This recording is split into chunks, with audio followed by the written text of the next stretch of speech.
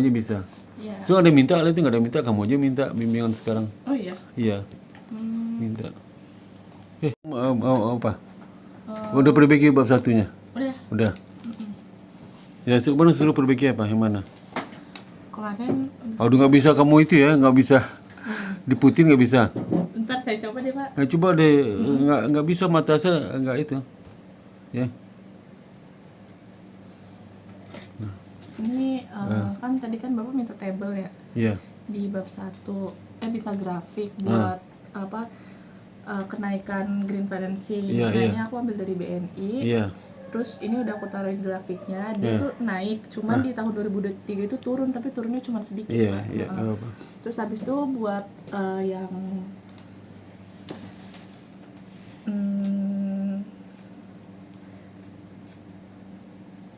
ini yang buat yang membedakan penelitian itu tuh udah ditambahin kalau misalnya aku pakai objek bank yang 15 sampai 20 bank.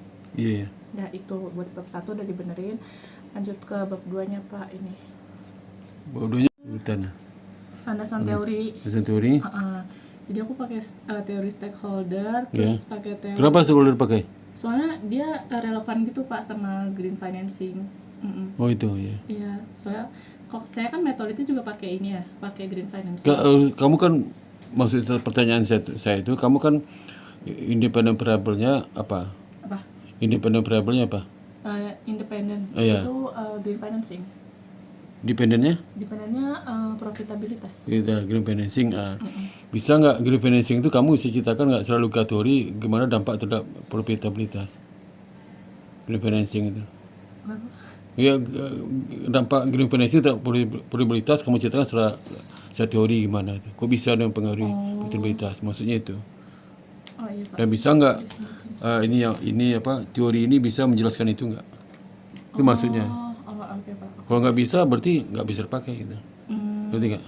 Jadi kalau memahami grand teori stakeholder itu harus memahami sehingga kamu bisa menceritakan sebuah teori. Wah ternyata grand financing itu berdampak pada profitabilitas. Ya, kenapa gitu ya? Nah, oke. Itu. Kalau nggak bisa, jangan rasa pakai aja. Oke deh Pak. Orang pakai itu pakai juga, tapi nggak tahu ditanya kenapa, bisa menjelaskan apa. Nah, kamu susah jawabnya, berarti nggak bisa jelaskan dong, nggak bisa jawabnya. Berarti nggak dipakai Saya dong. cari tahu lagi aja. Karena ada di kalimat terakhir dari grand teori itu kamu ceritakan bagaimana teori ini bisa menjelaskan dampak green finance terhadap profitabilitas. Harus itu. Aku ceritakan di situ. Aku kutip beberapa referensi. Soalnya dari jurnal-jurnal sebelumnya itu rata-rata yang pakai green financing atau green yang pengertian green financing. Financing itu pengertian apa? Apa itu green financing?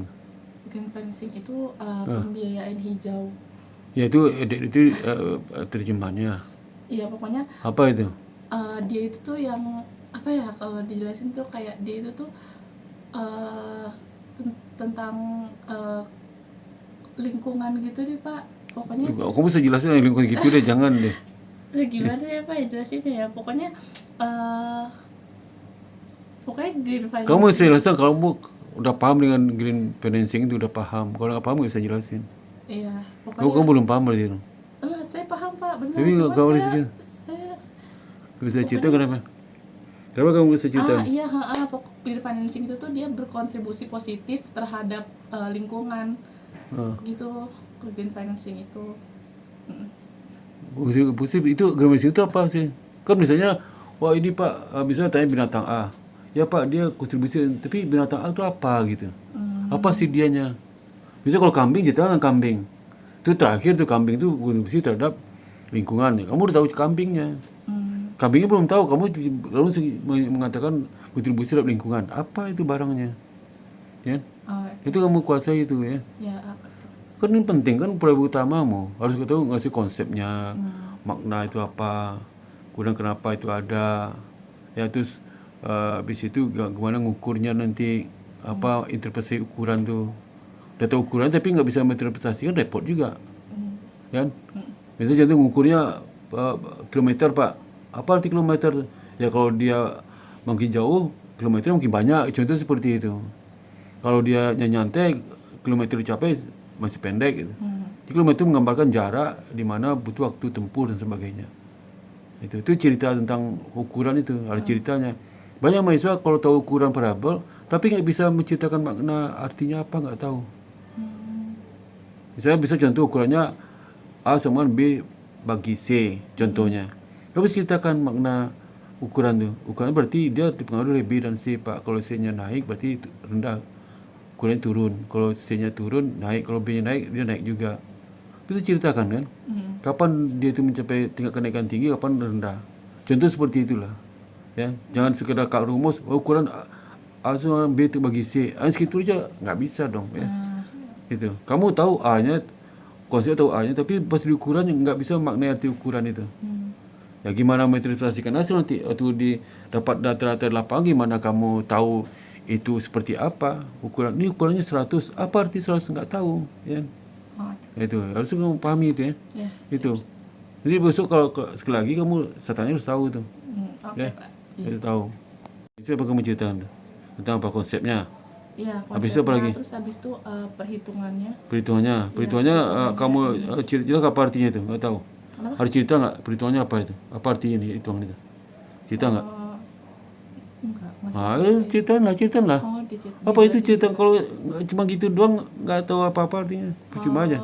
Cerita apa artinya? Ini saya ceritain Pak, di sini total nilai kredit yang disalurkan oleh bank umum itu pembiayaan hijau. Tapi kalau total pembiayaan itu total seluruh kredit yang disalurkan oleh bank pada periode yang sama. Ya itu apa artinya? Ya. Penjelasan apa? Apa yang bikin dia lebih tinggi, lebih rendah? Apa yang bikin dia lebih bagus apa di pengukuran itu? Oh, itu belum diceritain sih. Iya, ceritalah. Ya, kemudian kalau banding juga, misalnya green financing itu yang bagus tuh dia diukur dengan apa? Lihat indikatornya apa? Dia bagus nih. Apa dengan total kredit diberikan tuh gimana? Iya kan? Cerita itu ya. Oke. Gitu. Banyak harus kami ceritakan itu. Oh, berarti harus diceritain lagi ya itu ya. Iya. Gini-gini. Mana? Iya, ini profitabilitas itu kan diambil dari mana? ROA sama ROE ya, tapi kalau di laporan keuangan itu ROA sama ROE-nya tuh udah ada gitu loh Pak. Jadi saya sebenarnya nggak pakai perhitungan ini tuh kayak cuman buat dimasukin ke.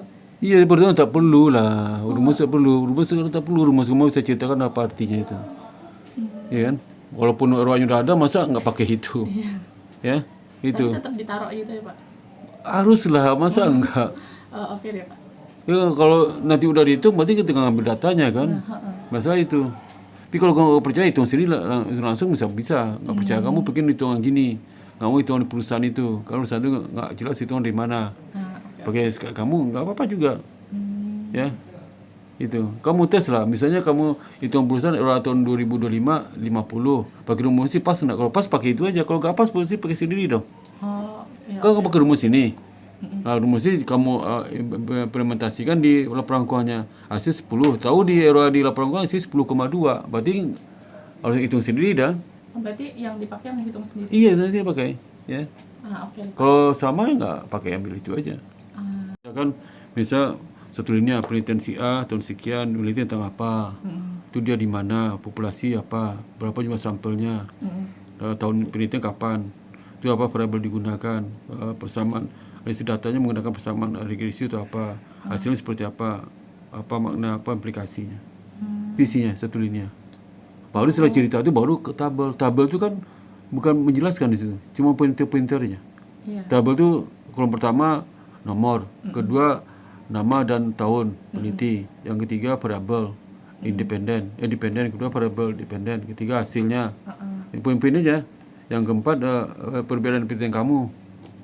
Itu hasil tabelnya. Iya itu. Jadi nggak panjang-panjang, kelima panjang ini. Ya, yang poin-poinnya variabelnya apa? Itu variabel.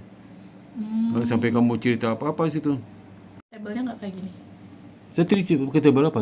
Saya cerita tabel apa? Kalau kolom saya cerita sama nggak kamu bikin? Iya, ini kan nomor, penulis, variabel, metode penelitian, hasil, sama riset kan. Iya kan, itu sama kan? Kalau nggak gini maksudnya apa? Nggak gini. Oh, Maksud kamu nggak kayak gini apa? ingat. Itu tadi jelaskan narasi. Kamu bikin narasi dulu, bikin tabel. Narasi tadi itu contoh narasi, ya? Narasinya baru tabelnya. Tabelnya ringkasan lihat tabel sekian. Itu ya, ngerti nggak? Oke. Kalau 10 peneliti berarti 10 nilainya juga kamu bikin. Ya? Ngerti nggak itu? Oke, Itu. oke, ini udah. Sebenarnya ada 2 lagi sih Pak yang mau saya tambahin, tapi masih saya cari-cari dulu juga. Iya, lah. Ya. Terus Kenapa? kerangka pemikiran kalau kayak gini udah bener belum ya Pak? Pemikiranmu kan mau cerita hubungan antara variabel dengan Uh-uh. independen sama independen. Ya, Ya. jadi green financing. Itu langkah penelitian sama hubungan antar variabel. Di situ kau tahu lah variabel dependenmu apa, dependenmu apa. Di situ ceritakan, ya. Hanya gambar doang. Ah, Ya.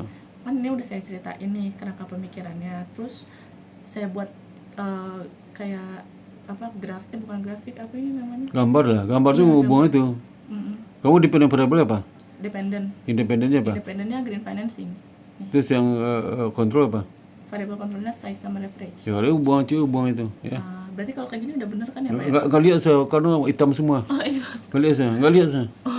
Masalah kamu tuh. Kamu urusan itulah putih, saya malas ya. Iya, oke deh, Yang putih. Besok ini harus putih, saya nggak mau tahu kamu. hipotesis. Posisi gimana? Cara bentuknya? Jadi di sini kan pengaruh green financing terhadap profitabilitas bank umum. Kalau misalnya jurnal-jurnal penelitian sebelumnya kan rata-rata Nah, lina pertama jatuh dulu green teorinya apa? Logika teori green financing pengaruhi profitabilitas teori gimana tuh? Ceritakanlah. Bisa ceritakan misalnya si A sama si B, teori si A itu pasti itu Pak, dia palingnya gini-gini. Dia selalu butuh si B. Dia pengaruhi si B. Itu teorinya. Oke. Ceritakan itu. Kamu kutip referensi dari mana? Ya. Habis itu baru dari penelitian sebelumnya singkat aja.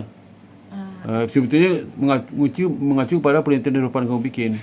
Di depan itu ada 10 orang meneliti tentang itu. Kamu suruh 10 orang masing-masing itu. Singkat-singkat aja.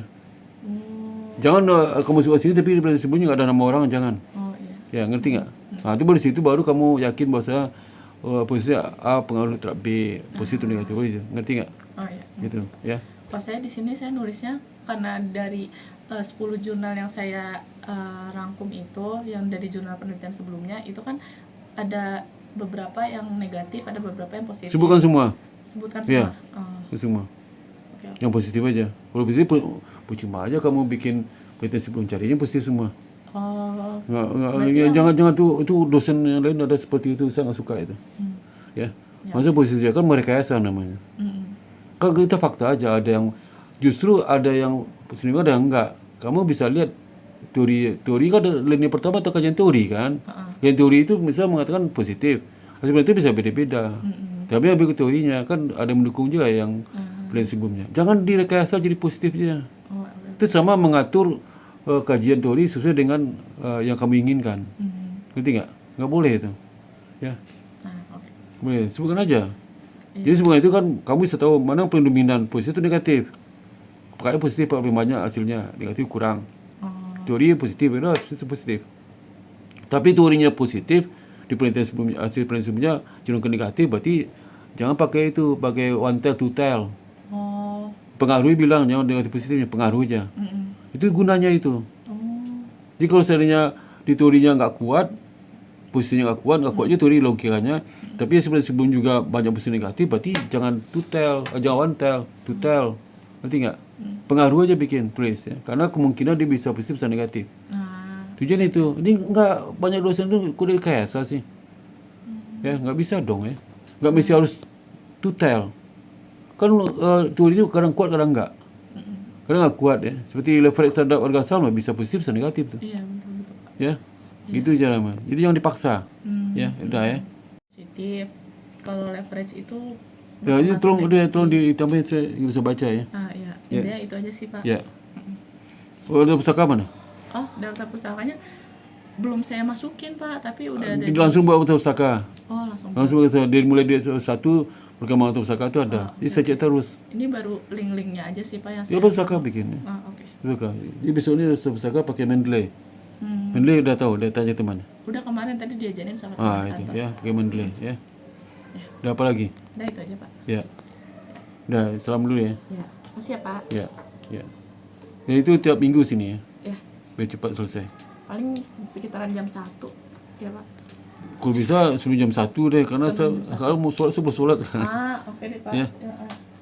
Jam setengah 1 gitu. Setengah 1 deh, jangan 1. Oke. Ya. Ya, makasih ya, Pak. Ya. Ini udah setengah 2 aja kan. Dah. Duluan Kau ya, Pak. mau pakai apa? Pakai motor sini. Iya. Ya, hati-hati jalan ya. Iya.